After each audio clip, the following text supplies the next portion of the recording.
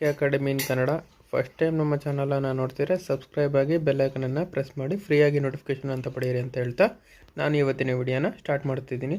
ನಾನು ಇವತ್ತು ರೇಷನ್ ಕಾರ್ಡ್ಗೆ KYC ಮಾಡೋದು ಹೇಗೆ ಅಂತ ಅದ್ರನ್ನ ಕಂಪ್ಲೀಟ್ ವಿಡಿಯೋನ ನಾನು ಈ ವಿಡಿಯೋದಲ್ಲಿ ನಿಮಗೆ ತಿಳಿಸ್ಕೊಡ್ತೀನಿ. ಸ್ಕಿಪ್ ಮಾಡ್ದಲ್ಲೇ ದಯವಿಟ್ಟು ಕೊನೆವರೆಗೂ ನೋಡಿ. ಬನ್ನಿ ಸ್ಟಾರ್ಟ್ ಮಾಡೋಣ.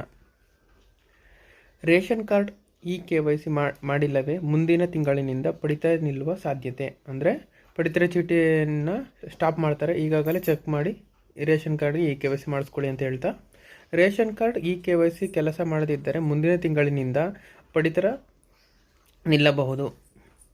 ಕರ್ನಾಟಕ ಸರ್ಕಾರವು ರೇಷನ್ ಕಾರ್ಡ್ ಹೊಂದಿರುವ ಎಲ್ಲ ಕುಟುಂಬಗಳಿಗೆ ಮಹತ್ವದ ಸೂಚನೆ ನೀಡಿದೆ. ನೋಡಿ ಏನೇನಿದೆ ಅಂತ ಹೇಳೋಣ, ಮುಂದೆ ನೋಡೋಣ ಬನ್ನಿ.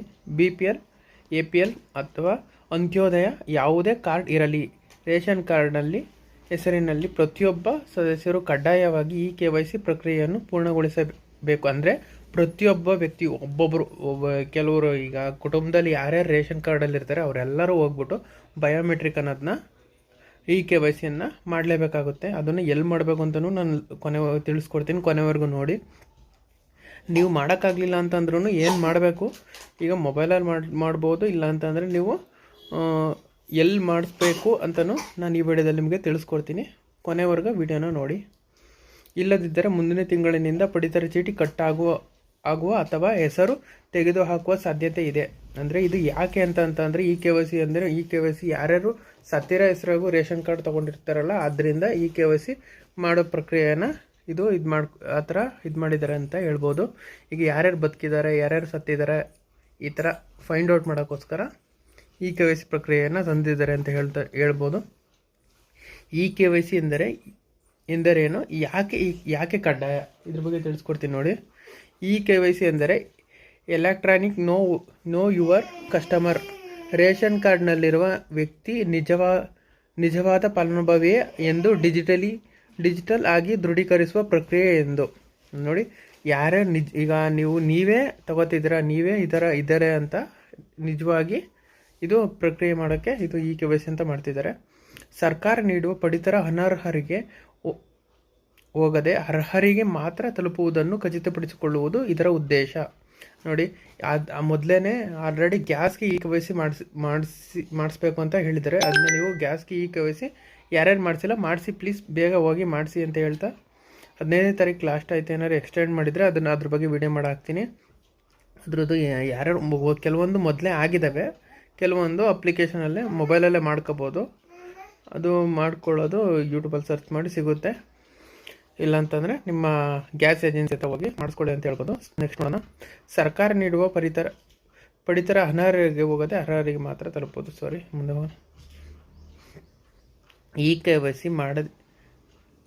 ಮಾಡದಿದ್ದರೆ ಹೆಸರನ್ನು ಕಾರ್ಡ್ನಿಂದ ಹಾಕುವುದು, ಕಾರ್ಡ್ ರದ್ದು ಮಾಡುವುದು ಅಥವಾ ಪಡಿತರ ಹಾಗೂ ಇತರ ಸೌಲಭ್ಯಗಳನ್ನು ತಡೆಹಿಡುವ ಸಾಧ್ಯತೆ. ಆದ್ದರಿಂದ ಈ ಪ್ರಕ್ರಿಯೆಯನ್ನು ತಡ ಮಾಡಬೇಡಿ. ನೋಡಿ, ಈ ಥರ ಮಾಡ್ಬೋದು, ತೆಗೆದಾಕ್ಬೋದು. ಕಾರ್ಡ್ನ ಯಾವುದೇ ಸೌಲಭ್ಯನೇ ಇಲ್ದೇ ಇದು ಮಾಡ್ಕೋಬೋದು. ಆದ್ದರಿಂದ KYC ಬೇಗ ಮಾಡಿಸ್ಕೊಳ್ಳಿ ಅಂತ ಹೇಳ್ಬೋದು.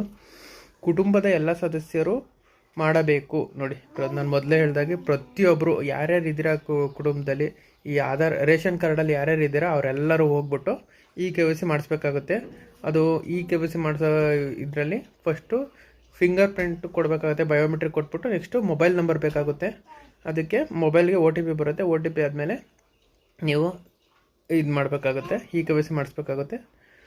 ಕುಟುಂಬದ ಎಲ್ಲ ಸದಸ್ಯರು KYC ಮಾಡಿಸಬೇಕು. ಕಾರ್ಡ್ನಲ್ಲಿ 4 ಜನರಿದ್ದರೆ ನೋಡಿ, ಇದ್ದರು ಪ್ರತ್ಯೇಕವಾಗಿ ಮುಖ ದೃಢೀಕರಣ ಮಾಡಬೇಕು. ಕುಟುಂಬ ಯಜಮಾನಿ ಮಾತ್ರ ಮಾಡಿದರೆ ಸಾಲದು. BPL,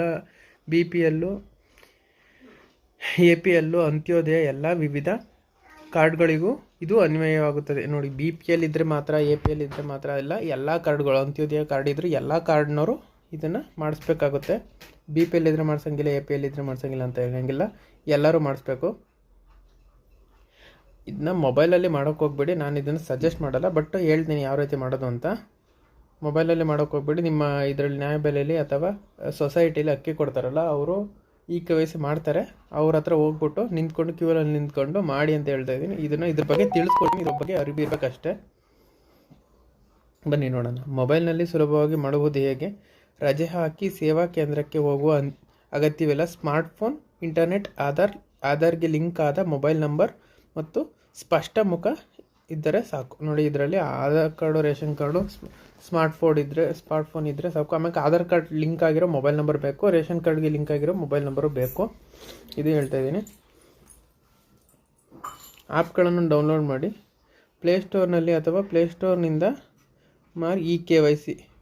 ಇದನ್ನು ಲಿಂಕ್ ಕೊಡ್ತೀನಿ, ಬೇಕು ಅಂತಂದರೆ ಕಮೆಂಟ್ ಮಾಡಿದ್ರೆ ಲಿಂಕ್ ಕೊಡ್ತೀನಿ, ಬೇಕು ಅಂದರೆ ಲಿಂಕ್ ಮಾಡಿ. ಇದು ಇಲ್ಲ ಅಂದರೆ ಪ್ಲೇಸ್ಟೋರಲ್ಲಿ ಹೋಗ್ಬಿಟ್ಟು ಸರ್ಚ್ ಮಾಡಿ ಸಿಗುತ್ತೆ. ಆಮೇಲೆ ಆಧಾರ್ ಫೇಸ್ ರೀಡು, ಇದು ಆಲ್ರೆಡಿ ಗ್ಯಾಸ್ಗೆ ನೀವು ಇದು ಮಾಡಬೇಕಾದ್ರೆ ಇನ್ಸ್ಟಾಲ್ ಮಾಡಿರ್ತೀರ, ಜಸ್ಟ್ ಇನ್ಸ್ಟಾಲ್ ಮಾಡಿ ಅದು ಓಪನ್ ಆಗೋಲ್ಲ ಎಂಬ 2 ಅಧಿಕೃತ ಆ್ಯಪ್ಗಳನ್ನು ಇನ್ಸ್ಟಾಲ್ ಮಾಡಿ ಹಂತವಾಗಿ ಇದು ಮಾಡಿಕೊಳ್ಳಿ ಅಂತ. ಮೇರಾ KYC ಆ್ಯಪ್ ತೆರೆಯಿರಿ, ಭಾಷೆ ಸೆಲೆಕ್ಟ್ ಮಾಡಿ, ರಾಜ್ಯ ಪಟ್ಟಿ ಮತ್ತು ಸೆಲೆಕ್ಟ್ ಮಾಡಿ, ರೇಷನ್ ಕಾರ್ಡ್ ಸಂಖ್ಯೆ ನಮೂದಿಸಿ, ಸರ್ಚ್ ಅಥವಾ ಕಂಟಿನ್ಯೂ ಒತ್ತಿ. ನೋಡಿ, ರೇಷನ್ ಕಾರ್ಡ್ ಇದು ಮಾಡಿಕೊಂಡು ರೇಷನ್ ಕಾರ್ಡ್ ನಂಬರ್ ಹಾಕ್ಬಿಟ್ಟು ರೇಷನ್ ಕಾರ್ಡ್ ID ಅಂತ ಇರುತ್ತೆ, ಅದನ್ನು ಮಾಡಿಬಿಟ್ಟು ಸರ್ಚ್ ಮಾಡಿ. ನೆಕ್ಸ್ಟು ಕಾರ್ಡ್ನಲ್ಲಿರುವ ಎಲ್ಲ ಸದಸ್ಯರ ಹೆಸರು ಮತ್ತು KYC ಸ್ಥಿತಿ ಕಾಣಿಸ್ತದೆ. ಅಲ್ಲಿ ಕಾರ್ಡ್ನಲ್ಲಿರೋ ಎಲ್ಲ ಸದಸ್ಯರು ಎಲ್ಲರೂ ಕಾಣಿಸುತ್ತೆ. ಈಗ ಇದು ಹೊಸ ರೂಲ್ಸ್, ಎಲ್ಲರೂ ಮಾಡಿಸ್ಲೇಬೇಕು. ಮೊದಲೇ ಮಾಡಿಸಿದ್ದೆ, ಅವಾಗ ಮಾಡಿಸಿದ್ದೆ, ಇವಾಗ ಮಾಡಿಸಿದ್ದೆ ಅನ್ನೋದಿಲ್ಲ. ಇವಾಗ ಮಾಡಿಸ್ಲೇಬೇಕು. ಇದು ಹೊಸ ರೂಲ್ಸು, ಈಗ ಬಂದಿರೋ ರೂಲ್ಸು. ಕಾರ್ಡ್ನಲ್ಲಿರುವ ಎಲ್ಲ ಸದಸ್ಯರು ಹೆಸರು ಮತ್ತು KYC ಸ್ಥಿತಿ ಕಾಣಿಸುತ್ತದೆ. KYC ಬಾಕಿ ಇರುವ ಸದಸ್ಯರು ಮತ್ತು ಪ್ರೊಫೈಲ್ ಮೇಲೆ ಕ್ಲಿಕ್ ಮಾಡಿ ಫೇಸ್ ಅಥೆಂಟಿಕೇಷನ್ ಆಯ್ಕೆ ಮಾಡಿ. ನೋಡಿ, face authentication, face ID verify ಮಾಡಬೇಕಾಗ್ತದೆ.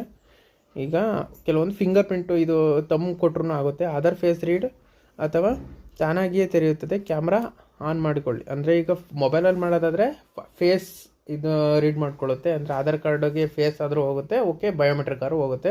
ನೀವು ಏನಾದರೂ ಸೊಸೈಟಿ ನ್ಯಾಯಬೆಲೆಗಳಲ್ಲಿ ಹೋದರೆ ಫೇಸ್ ಇದು ಬಯೋಮೆಟ್ರಿಕ್ನ ತಗೋತಾರೆ ಅವರು, ಅದು ಕಡ್ಡಾಯವಾಗಿರುತ್ತೆ. ಬೆಳಕಿರುವ ಸ್ಥಳದಲ್ಲಿ ನಿಂತು ಕ್ಯಾಮ್ರಾವನ್ನು ನೇರವಾಗಿ ನೋಡಿ ಮೊಬೈಲ್ನಲ್ಲಿ ಸ್ಥಿರವಾಗಿ ಕಾಣಿ. ಅಂದರೆ ಬ್ಯಾಕ್ಗ್ರೌಂಡ್ ವೈಟ್ ಸ್ಕ್ರೀನ್ ಇದ್ದರೆ ಇದು ಉತ್ತಮ ಅಂತ ಹೇಳ್ಬೋದು. ನಾನು ಇದನ್ನು ನಿಮಗೆ ಸಜೆಸ್ಟ್ ಮಾಡ್ತೀನಿ. ಸ್ಕ್ಯಾನ್ ಯಶಸ್ವಿಯಾಗಿದ್ದರೆ KYC ಸಕ್ಸಸ್ಫುಲ್ ಎಂದು ಬರುತ್ತದೆ. ನೋಡಿ, ಈ ಥರ ಈಗ ನಿಮಗೆ ಆಲ್ರೆಡಿ ಗ್ಯಾಸ್ ವೆರಿಫಿಕೇಷನ್ಗೆ KYC ಮಾಡಿಸಿರ್ತಾರೆ, ಅದಕ್ಕೆ ಗೊತ್ತಿರುತ್ತೆ ಆಧಾರ್ ಫೇಸ್ ರೀಡ್ ಯಾವ ರೀತಿ ಮಾಡೋದು ಅಂತ. ಆ ರೀತಿ ಮಾಡ್ಕೊಳ್ಳಿ ಅಂತ. ಮಾಡಿರೋರು ಮಾಡ್ಕೊಳ್ಳಿ, ಗೊತ್ತಿಲ್ಲದವರು ಹೋಗ್ಬಿಟ್ಟು ನ್ಯಾಯಬೆಲೆ ಅಥವಾ ಸೊಸೈಟಿಗಳಲ್ಲಿ ಹೋಗ್ಬಿಟ್ಟು ನೀವು ಮಾಡಿಸ್ಕೋಬೇಕಾಗುತ್ತೆ. ಪ್ರತಿಯೊಬ್ಬ ಕುಟುಂಬರು ಹೋಗಿ ಮಾಡಿಸ್ಕೊಳ್ಳಿ. ಇದೇ ರೀತಿ ಉಳಿದ ಎಲ್ಲ ಸದಸ್ಯರಿಗೂ ಪ್ರತ್ಯೇಕವಾಗಿ ಮಾಡಿ. ಅಂದರೆ ಪ್ರತಿಯೊಬ್ಬರು ಇದು ಮಾಡ್ಕೊಳ್ಳಿ. ನಿಮಗೆ ಮೇರಾ KYC ಲಿಂಕ್ ಬೇಕು ಅಂದರೂ ಕೊಡ್ತೀನಿ. ಆಧಾರ್ ಫೇಸ್ ID ನನ್ನ ಬಯೋದಲ್ಲಿ ಇದು ಕಮೆಂಟ್ ಬಾಕ್ಸಲ್ಲಿ ಹಾಕಿರ್ತೀನಿ, ಡಿಸ್ಕ್ರಿಪ್ಷನಲ್ಲಿ ಹಾಕಿರ್ತೀನಿ, ತೊಗೊಳ್ಳಿ. ಆಮೇಲೆ ಆಧಾರ್ ವೆಬ್ಸೈಟ್ ಲಿಂಕ್ ಅದು ಬೇಕು ಅಂದರೆ ವೆಬ್ಸೈಟಲ್ಲಿ ಹಾಕಿರ್ತೀನಿ. ಇದರಲ್ಲಿ ಬೇಕು ಅಂದರೆ ಕ್ಲಿಕ್ ಮಾಡ್ಕೊಂಡು ಓಪನ್ ಮಾಡ್ಕೊಳ್ಳಿ.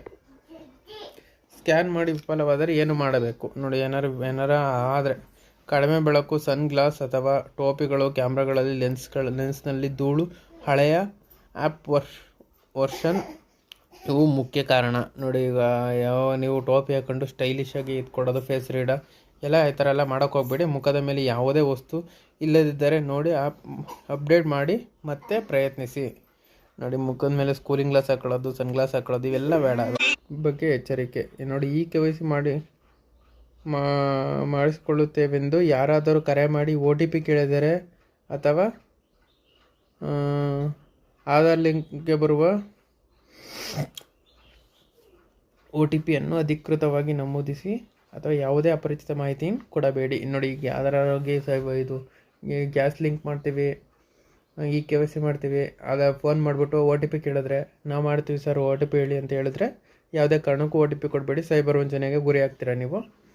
ಅಕಸ್ಮಾತ್ OTP ಕೊಟ್ಟರೆ ನಿಮ್ಮ ಅಕೌಂಟಲ್ಲಿರೋ ಬ್ಯಾಲೆನ್ಸ್ ಎಲ್ಲ ಝೀರೋ ಆಗೋ ಸಾಧ್ಯತೆ ಹೆಚ್ಚಿರುತ್ತೆ. ಗೊತ್ತಿರುತ್ತೆ ದುಡ್ಡಿಗೆ ಹೋಗಿ ಮಾಡ್ತಿರ್ತಾರೆ ಅಂತ. ಹೆಚ್ಚಿನ ಸಹಾಯಕ್ಕಾಗಿ ತಾಂತ್ರಿಕ ಸಮಸ್ಯೆ ಇದ್ದರೆ ಹತ್ತಿರದ ನ್ಯಾಯಬೆಲೆ ಅಂಗಡಿ, ಮೊದಲೇ ಹೇಳಿದ್ದಾರೆ, ಆಹಾರ ಇಲಾಖೆ ಸಹಾಯ ಕೇಂದ್ರಕ್ಕೆ ಹೋಗಿ ಹೆಚ್ಚಿನ ಮಾಹಿತಿಗಾಗಿ ಆಹಾರ ಇಲಾಖೆ ಹೆಲ್ಪ್ಲೈನ್ಗೆ 1967ಗೆ ಕರೆ ಮಾಡಿ ಹೆಚ್ಚಿನ ಮಾಹಿತಿನ ತಿಳ್ಕೊಬೋದು ಅಂತ ಹೇಳ್ಬೋದು. KYC ಪೂರ್ಣಗೊಳಿಸುವುದರಿಂದ ಪಡಿತರ ನಿರಂತರವಾಗಿ ಸಿಗುತ್ತದೆ. ಎಲ್ಲ ಸದಸ್ಯರು ಈಗಾಗಲೇ ಪ್ರಕ್ರಿಯೆಯನ್ನು ಪೂರೈಸಿ ಅಧಿಕೃತ ಆ್ಯಪ್ಗಳನ್ನು ಮಾತ್ರ ಬಳಸಿ ಸುರಕ್ಷಿತವಾಗಿ ಪೂರ್ಣಗೊಳಿಸಿ ಅಂತ ಹೇಳ್ತಾ ಈ ವಿಡಿಯೋನ ಮುಗಿಸ್ತಾ ಇದ್ದೀನಿ. Thank you for watching. Thank you so much.